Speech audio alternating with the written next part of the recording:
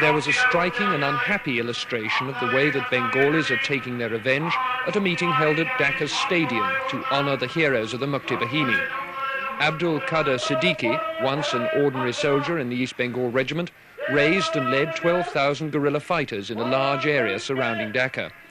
In his speech, the hero of Tangail, as he's known, vowed that his men would not lay down their arms until Sheikh Mujibur Rahman came safely back from his prison in West Pakistan. But he appealed to his men, who stood with rifles and machine guns policing the meeting, not to take revenge on those who had oppressed them and not to flaunt their arms in the streets. As he spoke, 5 men, said to have been caught looting and abducting some women, were brought to the back of the rostrum. They were bound and beaten by Siddiqui's men.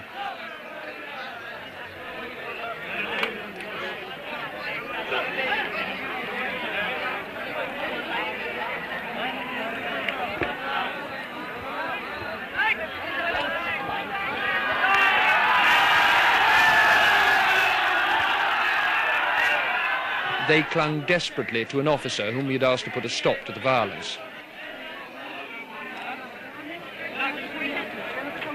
But the violence didn't stop, and along with other television crews, the ITN team left the scene.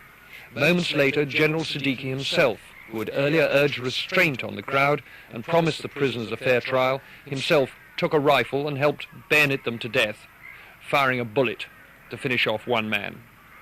It's not surprising that the 24,000 Pakistani prisoners of war now in Dhaka's cantonment should fear the Bengalis' vengeance. That's why, until now, they've been allowed to keep their weapons. The Indian Army was not certain it could protect them. But at last, at a formal ceremony, the officers of Pakistan's Army, Navy and Air Force laid down their arms. It was a somewhat theatrical event.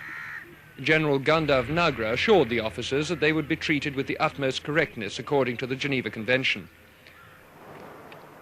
We shall provide all protection and safety. No measures of reprisals would be taken. Free boarding, messing, medical facilities will be provided to you all and all your rank.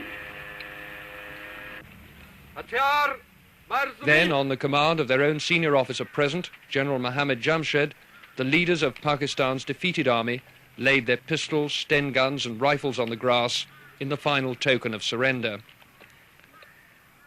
I asked the Pakistani Chief of Staff, Brigadier Baghir Siddiqui, what he'd felt about the ceremony. Well, it's all right. Part of the game, I suppose. It didn't cause you any qualms? Well, you know, you can understand our feelings. But as the General said, this does happen, and so people have to play the game, and I think it's a part of the game. We have to accept it in good grace. Why did you, in the end, surrender? Because for the consideration of the human lives. Could you have fought on? We could have fought on for a long time, not less than 30 days. With due military ritual, the war in the East had been brought to its ceremonial conclusion. Richard Linde, News at 10, Dhaka.